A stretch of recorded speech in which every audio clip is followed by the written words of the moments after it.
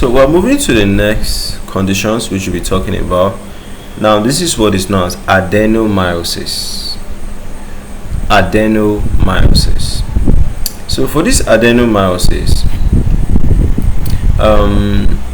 is a benign. When you say something is benign,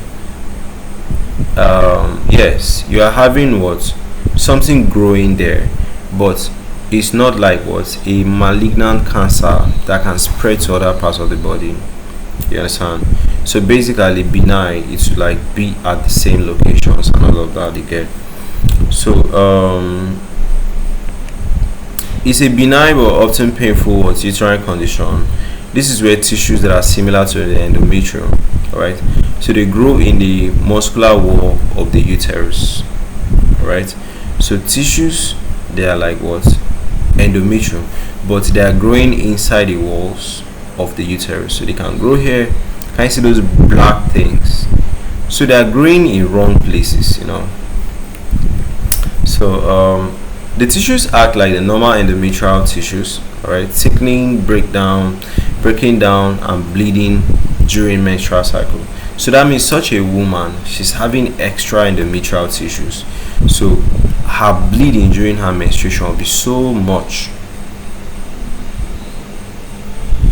Okay, so common symptoms is what, such a person has heavy or prolonged menstrual cycles, you know, severe menstrual cramps, so the stomach pain is so much, you know, chronic pelvic pain, pain during intercourse, you know, as she's having sex is so much painful.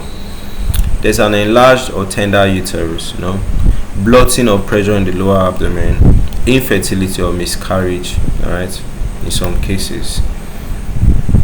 So possible causes and risk factors is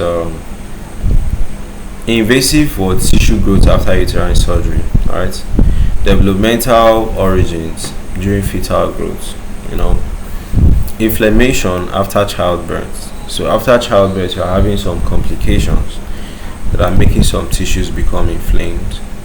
Hormonal influences, especially estrogen. Maybe there's too much estrogen, you know. Age usually affects women that are from 35 to 50 years old.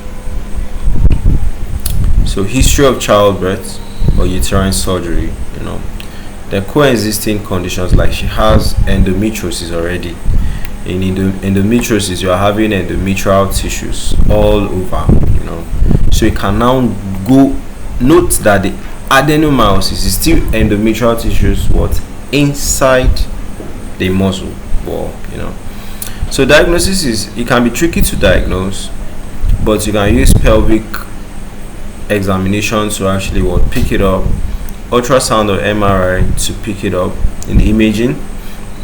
Laparoscopy, that's when you basically what, open up the stomach to look at what is the complication. Then you can be tracking the symptoms where you are asking various questions related to the symptoms that were picked out here, you know. So treatment is non-steroidal anti-inflammatory drugs for pain relief, hormonal therapy where they try to control your hormones if it is hormonal imbalance that is the issue, okay. And tranexamic acid could reduce bleeding, you know. So surgical approach is what, adenomyomectomy, like they can now do a surgery to now remove all those what, tissues, you know. Hysterectomy, this is when they now remove the whole uterus, you know. So lifestyle support is what, warm bath, heating pads, stress reduction, all of this can help to manage the discomfort that comes with this.